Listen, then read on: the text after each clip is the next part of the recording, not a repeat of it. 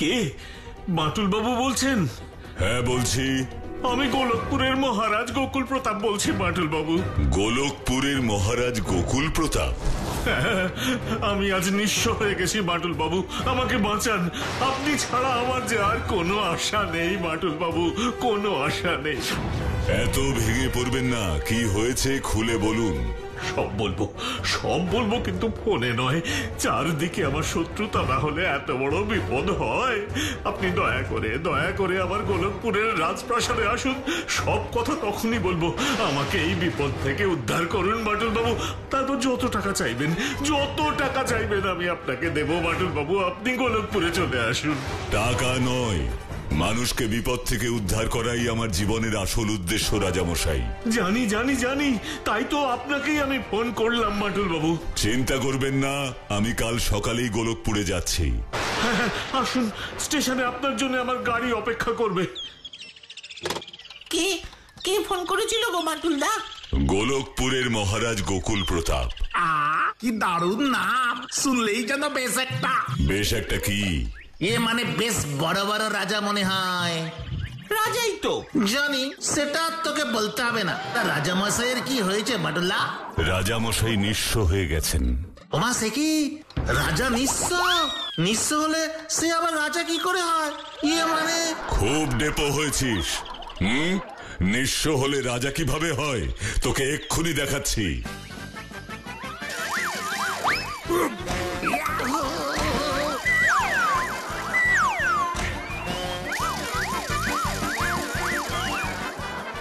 এবার দেখছি সত্যি আমি নিঃস্ব হয়ে গেলাম। হাড় গোড় যা ছিল আর কিছুই তো মনে হয় আস্ত নেই। আর বেশি প্যান না করে সোজা গিয়ে পড়তে বস। আমাকে এক্ষুনি কাল সকালের গোলকপুরের টিকিট কনফার্ম করতে যেতে হবে। ও বাটুল্লা, তোমার সাথে আমাদেরকেও নিয়ে চলো না? ঠিক আছে, তাহলে তাড়াতাড়ি গিয়ে আজকের হোমওয়ার্ক গুলো করে ফেল দুজন। ঠিক আছে। খুব লেগেছে তাই না রে বিচ্ছু?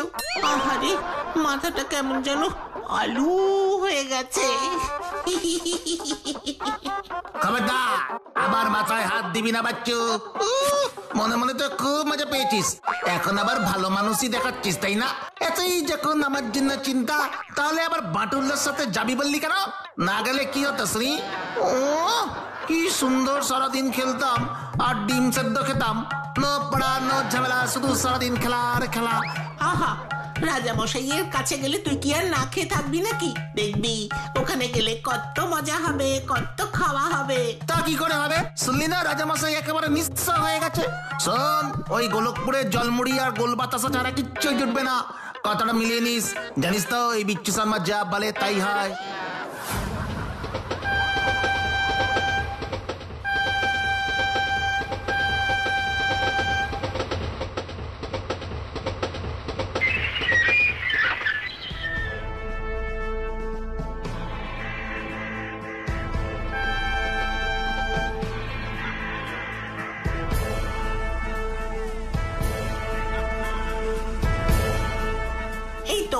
গোলকপুরে চলে এলাম। এবার আবার কি গোলকপুর রাজপ্রাসাদে যাব? তুই এমন কথা বলছিস যেন আমরা এখানে ফুটবল খেলতে এসেছি। চুপ! আর একটা বাজে কথা বললে গাঁটটা মেরে মাথা একেবারে আলু করে দেবো।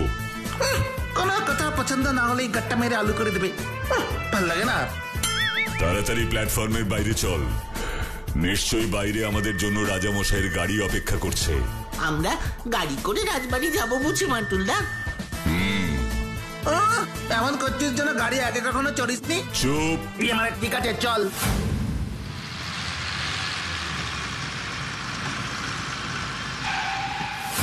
হোয়াট? সব ডাকাতি হয়ে গেছে? আমার রাজকোষাগার আজ শূন্য। সোনা দানা মণিমাণিক আর কিছুই নেই। সব ডাকাতেরা লুট করে নিয়ে গেছে। কিন্তু কিভাবে? মানে আমি বলতে চাইছি, কোষাগারে কড়া পাহারার ব্যবস্থা ছিল না? হ্যাঁ ছিল। আমার সব থেকে বিশ্বস্ত লেঠেল মংলু একাই দীর্ঘদিন ধরে পাহারা দিয়ে আসছে আমার ওই রাজকোষাগার। কোনোদিন কোনো কিছু চুরি হয়নি, কিন্তু যখন হলো বাটুল বাবু, তখন আর কিছুই পড়ে রইল না। আমি একেবারে সর্বশান্ত হয়ে গেলাম বাটুল বাবু, একেবারে সর্বশান্ত। মংলু এখন কোথায়? ও আর নেই। নেই মানে? নেই মানে বেঁচে নেই। ডাকাতরা ওকে মেরে ফেলেছে মাটুল বাবু। ও বেঁচে থাকলে কি আর কারো সাহস হতো এমন কাজ করবার? ও আই সি। এবার যা করবার আপনাকেই করতে হবে মাটুল বাবু। এই বিপদ থেকে আমাকে উদ্ধার করুন। তার জন্য সবার আগে আমাকে একবার রাজকোষাগারটা ভালোভাবে দেখতে হবে রাজামশাই। হ্যাঁ হ্যাঁ, শুধু রাজকোষাগার কেন, তদন্তের জন্য আমার রাজ্যের যে কোনো জায়গায় আপনি যেতে পারেন মাটুল বাবু। কেউ আপনার কাজে কোনো বাধা দেবে না। মন্ত্রী মশাই। আগে বলুন মহারাজ। এখনই বাটুল বাবুকে আমার রাজকোষাগারে নিয়ে যান। যথা আজ্ঞা মহারাজ। আর সব দেখা হয়ে গেলে মাটুল বাবু এখানেই ফিরে আসবেন। আমি রাজপ্রাসাদেই আপনাদের থাকবার ব্যবস্থা করেছি। ধন্যবাদ রাজামশাই। মাটুলদা, আমরাও তোমার সাথে যাব। হ্যাঁ হ্যাঁ, ওদেরকেও আপনার সঙ্গে নিয়ে যান বাটুল বাবু। সবাই দেখুক কত বড় ক্ষতি হয়ে গেছে আমার। সবাই দেখুক, সবারই তো দেখা উচিত বাটুল বাবু, সবারই দেখা উচিত।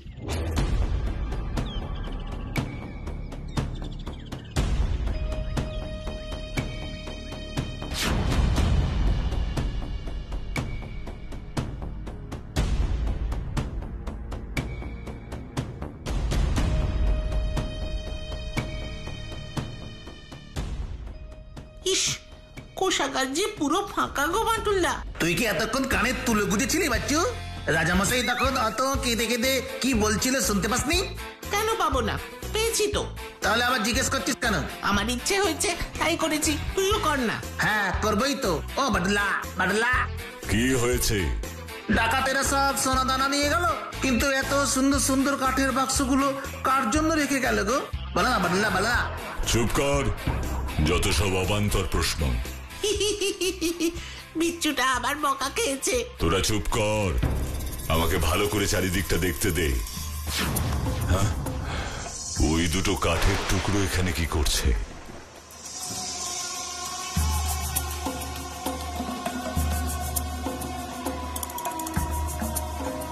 এই দুটো তো কোনো লাঠির টুকরো বলে মনে হচ্ছে গো বান্টুলদা। Very good Bachchu. আর দেখেছো লাঠির টুকরো দুটোর গায়ে কেমন রক্ত লেগে আছে? শুধু রক্ত নয়, অনেক পিঁপড়েও আছে দেখছি। এবার ফেরা যাক। এরই মধ্যে সব দেখা হয়ে গেল। সত্যিই তোমার তুলনা নেই বাটলা। তার মানে রাজামশাই ঠিকই বলছেন। বলো মান্টুলদা। কি ঠিক বলেছেন? ওই যে মংলুকে ডাকাতরাই মেরে ফেলেছে। সেটা বলার এখনো সময় আসেনি বাচ্চু। মানে ওই রক্তমাখা লাঠির টুকরো দেখার পরেও তোমার রাজামশাই এর কথা বিশ্বাস হচ্ছে না? না, কারণ শুধু রক্তমাখা লাঠির টুকরো কারণ মৃত্যুর প্রমাণ হতে পারে না। সেটাও তো ঠিক। তাহলে তো ব্যাপারটা খুবই সোজা। ওই মংলুই সব চুরি করে নিয়ে পালিয়েছে। কিন্তু মংলু হঠাৎ চুরি করতে যাবে কেন? বারে বড় লোক হতে কে না চায়, সুযোগ পেয়েছে চুরি করে পালিয়েছে। তাহলে এতদিনও চুরি করেনি কেন? ও আগেও তো এই কাজ করতে পারতো, কারণ রাজামশাই তো বললেন। আমার সব থেকে বিশ্বস্ত লেঠেল মংলু একাই দীর্ঘদিন ধরে পাহারা দিয়ে আসছে আমার ওই রাজকোষাগার। কোনোদিন কোনো কিছু চুরি হয়নি। ভেরি গুড বাচ্চু, এই প্রশ্নটা আমাকেও ভাবাচ্ছে। নে তাড়াতাড়ি শুয়ে পড়, কাল সকালে একবার গোলকপুরটা ভালো করে ঘুরে দেখতে হবে।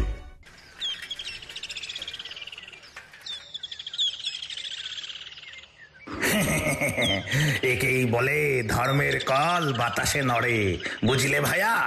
রাজামশাইয়ের রাজকোষাগারের সব ধন সম্পত্তি চুরি হয়ে গেছে। ঠিক হয়েছে। ঠিক হয়েছে কেন? এমন কথা আপনারা কেন বলছেন? কি বাটুল বাবুজি, আমাদের কি ভাগ্যি যে আপনার পায়ের ধুলো আমাদের গোলকপুরে পড়েছে। এটা আমার প্রশ্নের উত্তর নয়। বলুন কেন বলছেন যে যা হয়েছে ঠিক হয়েছে? তা বলবো না কেন বলুন দেখি বাটুল বাবু। রাজামশাইকে কত করে আমরা সবাই মিলে অনুরোধ করে বলেছিলাম, রাজামশাই এবার আমাদের দিকে একটু মুখ তুলে চেয়ে দেখুন। তোমাদের দিকেই তো চেয়ে আছি, বলো। এবারে একটা বড় দিঘি কাটার ব্যবস্থা করুন রাজামশাই। আর যে দূর দূর থেকে জল এনে সব কাজ করা যাচ্ছে না। চাষের জল নেই, খাবার জল নেই, এইভাবে কি বেঁচে থাকা যায়? এতদিন যখন দিঘি ছাড়া বেঁচে আছো তখন পরেও থাকবে। ওইসব দিঘি টিঘি আমি কাটাতে পারবো না। যাও যাও যাও, আমাকে আর বিরক্ত করো না। আর যাওয়ার আগে একটা কথা কান খুলে শুনে রাখো সবাই, জলের অজুহাতে কম ফসল ফলেছে এই কথা আমি যেন আর কখনো না শুনি। কিন্তু জল না থাকলে ভালো ফসল কি করে ফলবে? চুপ করো, আর কোনো কথা নয়। যেভাবে পারো চাষ করো, আমার ফসলও চাই আর খাজনাও চাই। ব্যাস, এটাই আমার শেষ কথা। এবার আপনি বলুন বাটুল বাবু, এমন রাজামশাইয়ের সাথে ভগবান যা করেছেন তা ঠিক করেছেন না ভুল?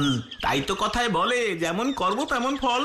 তা আপনি বুঝি কোনো বিশেষ কাজে এখানে এসেছেন বাটুল বাবু?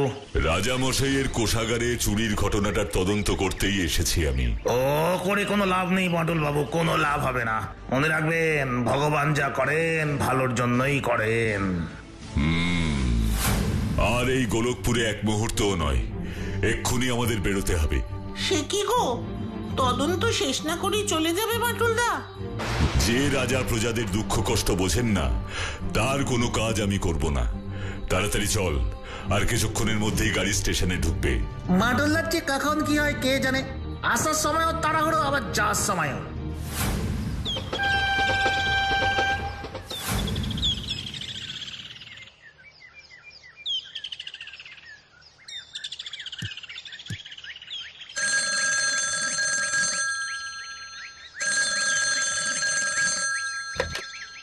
আমি গোলকপুরের মন্ত্রী মশাই বলছি বাটুল বাবু। হ্যাঁ বলুন। সর্বনাশ হয়ে গেছে বাটুল বাবু, একেবারে সর্বনাশ হয়ে গেছে। কি হয়েছে? আপনি ফিরে যাওয়ার পর থেকেই আজ 2 দিন হলো মঙ্গলুর ভূত রাজামশাইকে ভয় দেখাচ্ছে আর বলছে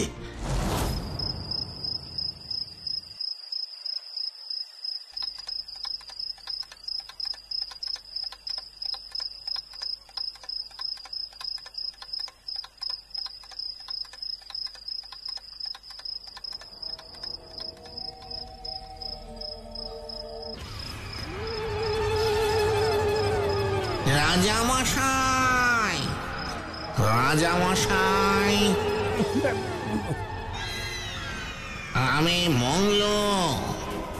কিন্তু মংলু তো মরে ভূত হয়ে গেছে। হ্যাঁ, আমি ভূত, মংলুর ভূত। কি কি কি চাই? কেন এসেছিস? কালকেই গোলকপুরের দক্ষিণ দিকে সব প্রজাদেরকে নিয়ে দিঘি খোঁড়ার ব্যবস্থা করুন। কেন দিঘি খোঁড়ার ব্যবস্থা করব কেন? দিঘি খুঁড়লেই আপনার কোষাগারের সব ধনসম্পত্তি ফিরে পাবেন। Strange, very strange. এই ঘটনায় রাজামশাই অত্যন্ত অসুস্থ হয়ে পড়েছেন, আপনার সাহায্য চাইছেন। আপনি তাড়াতাড়ি আসুন বাটুল বাবু, তাড়াতাড়ি আসুন।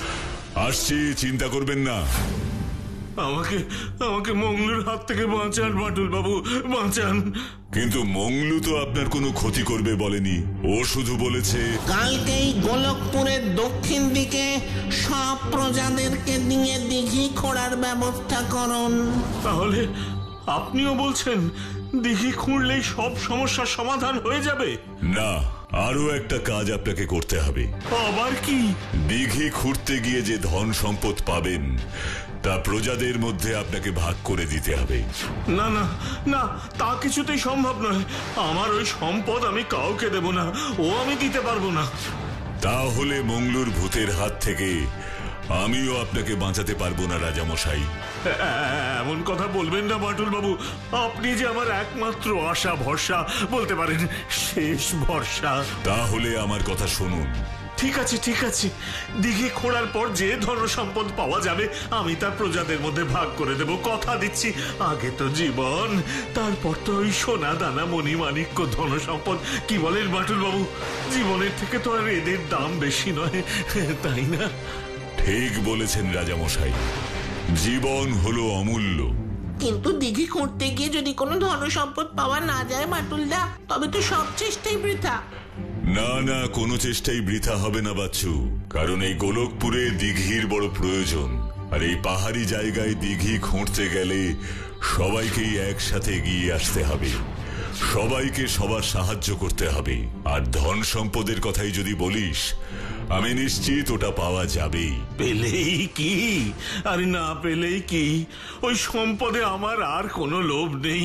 মন্ত্রী মশাই, ও মন্ত্রী মশাই, এক্ষুনি প্রজাদের খবর দিন, সবাইকে গোলকপুরের দক্ষিণ প্রান্তে দিঘি কাটার কাজে হাত লাগাতে বলুন। আরে যান, দাঁড়িয়ে আছেন কেন, যান। যথা আজ্ঞা মহারাজ।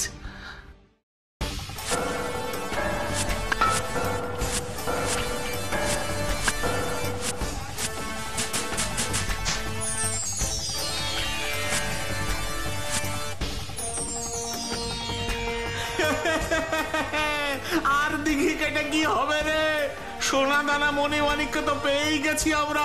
চল চল চল, দিঘি খুঁড়ে আর কাজ নেই। খবরদার বলছি, আপনারা কেউ এখান থেকে দিঘি না খুঁড়ে যাবেন না। আর যারা যাবেন মনে রাখবেন, মংলুর ভূত তাদের কাউকেই ছাড়বে না। আর একটা কথা আপনারাও ভেবে দেখুন, যেখানে জল নেই সেখানে জীবন নেই। তাই জল না থাকলে এই সোনা দানা হিরে জহরত নিয়ে আপনারা করবেনটা কি? আপনি ঠিক বলেছেন বাটুল বাবু, জলের থেকে দামি আর কিছু নেই, কারণ জলের আরেক নাম যে জীবন। এই চলো সবাই দিঘি কাটতে।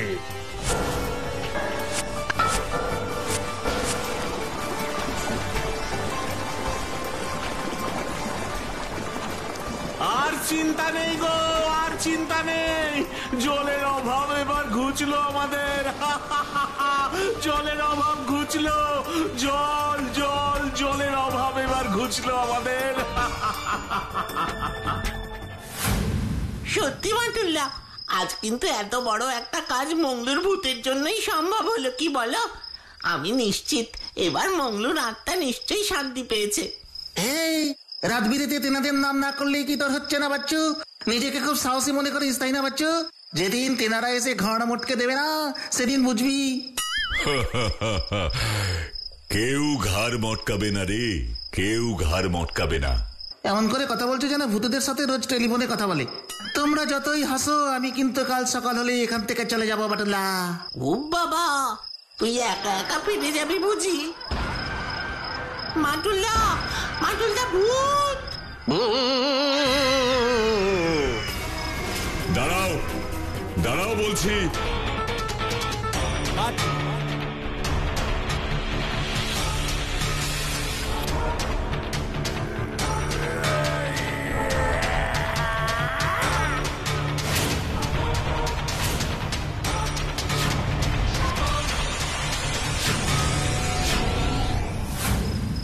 তাহলে এই সব তোমারই প্ল্যান ছিল মংলু?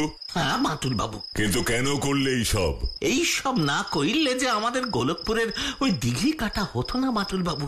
মানুষের জলের অভাব যে কোনো দিনই মিটতো না। আমি রাজা মশাই রে অনেকবার অনুরোধ করে কয়েছি ওই দিঘি কাটানোর জন্য, কিন্তু রাজা মশাই কিছুতেই দিঘি কাটাতে রাজি হচ্ছিলেন না, অনেক খরচ হবার ভয়ে।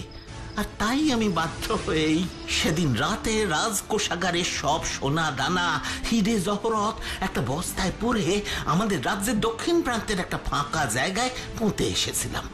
আর তারপর রাজামশাইরে ভূতের ভয় দেখিয়ে বলেছিলাম, কালকেই গোলকপুরের দক্ষিণ দিকে সব প্রজাদেরকে নিয়ে দিঘি খোঁড়ার ব্যবস্থা করুন। কেন দিঘি খোঁড়ার ব্যবস্থা করব কেন? দিঘি খুঁড়লেই আপনার কোষাগারের সব ধন সম্পত্তি ফিরে পাবেন। কারণ আমার একার পক্ষে এই পাহাড়ি অঞ্চলের শক্ত মাটিতে দিঘি কাটা কিছুতেই সম্ভব হচ্ছিল না বাটুল বাবু।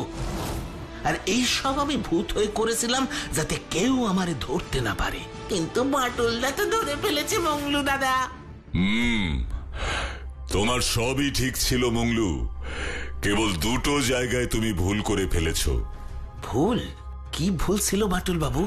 প্রথম ভুল ছিল লাঠিতে ডালিমের রস লাগানো। মানে লাঠিতে ওটা রক্ত ছিল না বাটুল্লা? না, কারণ রক্তের আশেপাশে মাছি ঘোরে, কিন্তু মাছি ছিল না। উল্টে ডালিমের মিষ্টি রসের লোভে পিঁপড়েরা লাঠিতে জড়ো হয়েছিল। আর দ্বিতীয় ভুল? লাঠিটা ওইভাবে সমান দুভাগে ভাঙা, কারণ কোনো ডাকাত কখনো ওইভাবে লাঠি ভাঙতে পারে না। সত্যই বাটুল বাবু, আপনার বুদ্ধি আর সাহসের কোনো তুলনাই নেই। তাহলে আজ আমি আসি। কোথায় যাবে মংলু? আমার দেশের বাড়ি চলে যাব বাটুল বাবু। ও মংলু দাদা, তুমি দেশের বাড়ি চলে যাবে কেন? কারণ আমি চাই রাজামশাইয়ের মনে আমার ওই ভূতের ভয়টা থাক, তাহলে উনি আর প্রজাদের ওপর অত্যাচার করতে সাহস পাবেন না। বুঝেছি, ঠিক আছে, সাবধানে যেও মংলু।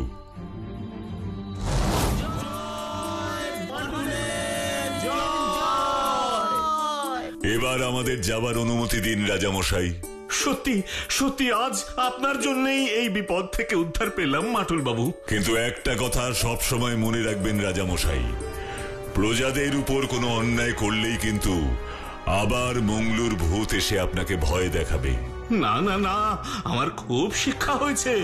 প্রজাদের উপর আর কোনো অন্যায় নয়, কোনো অত্যাচার নয়, খুব খুব শিক্ষা হয়েছে। সেই রাজাই ভালো রাজা, যিনি প্রজাদের ভালো করেন, কি তাই না?